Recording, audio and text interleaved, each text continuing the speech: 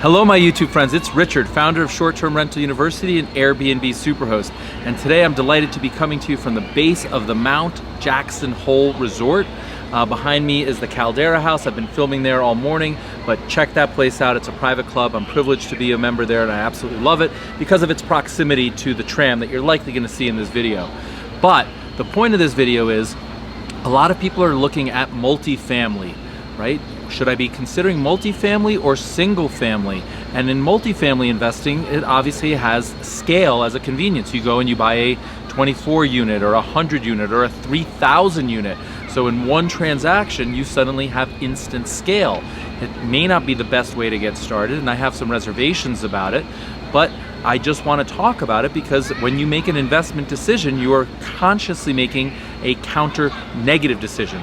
If I invest in Airbnb, then I am not investing in multifamily. Likewise, if you're investing in multifamily, you're saying I like the opportunity set in multifamily more than single family Airbnb or short-term rentals. So let's get right into it.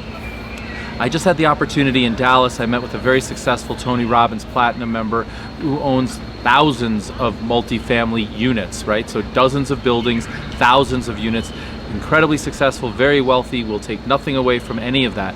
But we went on a tour. He showed us the different buildings that he's been buying of late, and this one was 10 million, and this one was 14 million, and this one has 124 units, and so on. And we walked through them, and it's very nice, and it's very compelling, and his success is undeniable. It's fantastic.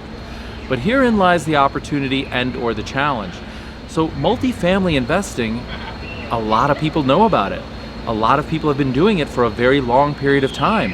In fact, there's a lot of what we call institutional money. That's the smart money that has billions and billions of dollars to invest, and they must invest it. They need to generate those returns to pay off other liabilities. It could be pension liabilities, it could be how they pay their employees, whatever it is, but these institutional investors, and I know firsthand, I used to run a $4.5 billion hedge fund, and my clients were institutional investors. So institutional investors and their flood of money that they must put to work is generally considered a bad thing if you're investing after them. Why? Well, because they probably got in earlier than you, and they're generating the returns, the appreciation from other people investing after them and bidding up prices, right? So the way that you generally want to invest, if possible, it's a little bit harder, but it's not impossible, is you want to invest before institutional money gets put to work, and then you want to ride that institutional capital inflow, ride that wave to generate your returns on the appreciation side. So how does this apply to multifamily and single family? Well, multifamily, I'm saying, is rich with tons of institutional investors.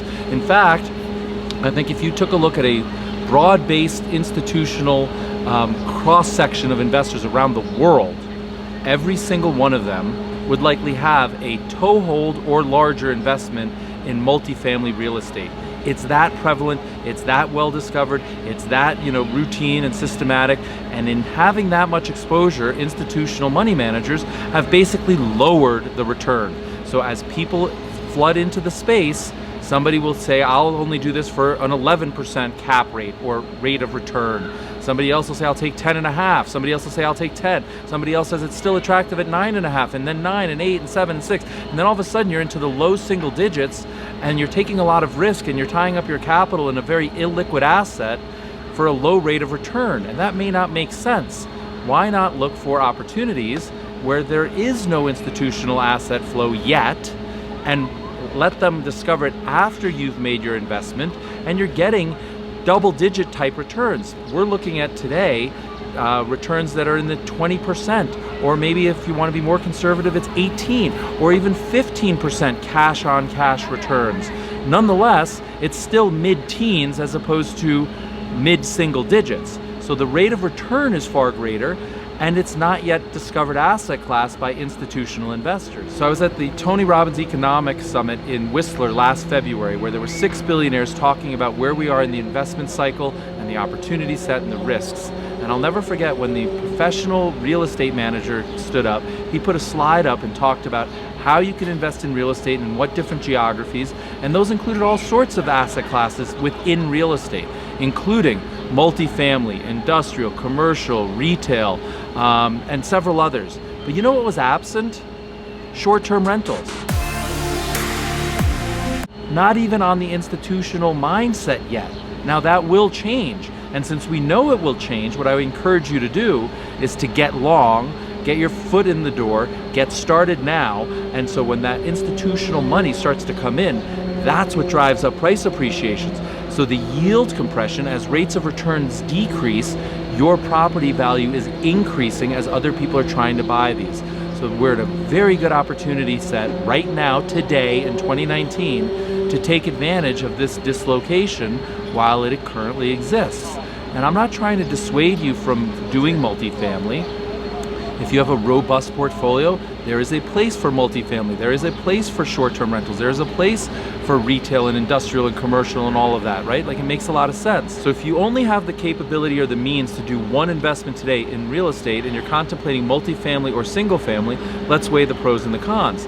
Multifamily is much more, say, conservative in the sense that it's proven. You have a history of the rent roll of that building, and so you know exactly what it is that you're expecting, assuming that you run the business well. So it's more conservative.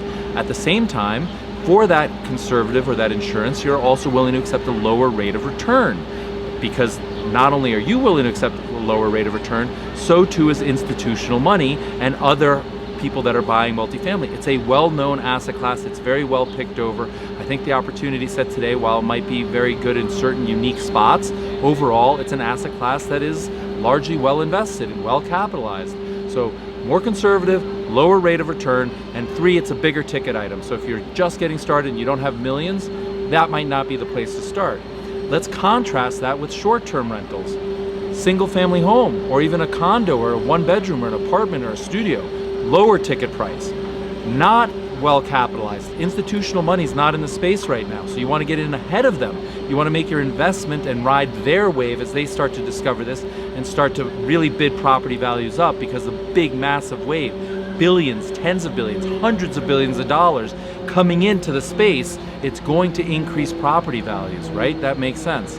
And then the third thing is, because you're just getting started, it's a lower ticket price. You can get started with 1 unit, you can make a higher rate of return, use it as a cash engine to fuel your investment, save as much as possible, buy a second one, or if you're drawn to multifamily or you're looking to diversify, you have enough exposure to short-term rentals, then contemplate multifamily. But for me personally, and anybody that I'm educating and teaching, the risk reward is so much better in short-term rentals right now than in multifamily. Multifamily is priced for perfection, and perfection does happen. It's not impossible, but it's fleeting. Nothing is perfect forever. It's a point in time. So if it's priced for perfection, do you want to invest? Generally speaking, this guy, when I ran a $4.5 billion hedge fund, that's when I'm selling, not when I'm buying. I'm buying when other people aren't buying. I buy in advance, I get there early, I ride the wave. When people wake up to the opportunity set, that's when I begin to sell and I start to find the next opportunity.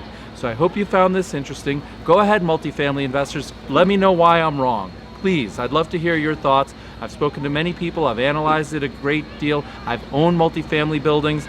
Today, for my investment dollars, for myself, my family, the people that I lead and educate, my kids, my legacy, I'm not touching multifamily today. There will come a time at the cycle rollover where people are selling in mass, and then I'll consider it. But today, when it's priced for perfection, not interested, not this guy. So go ahead, leave comments below. Please like the video and subscribe to the channel.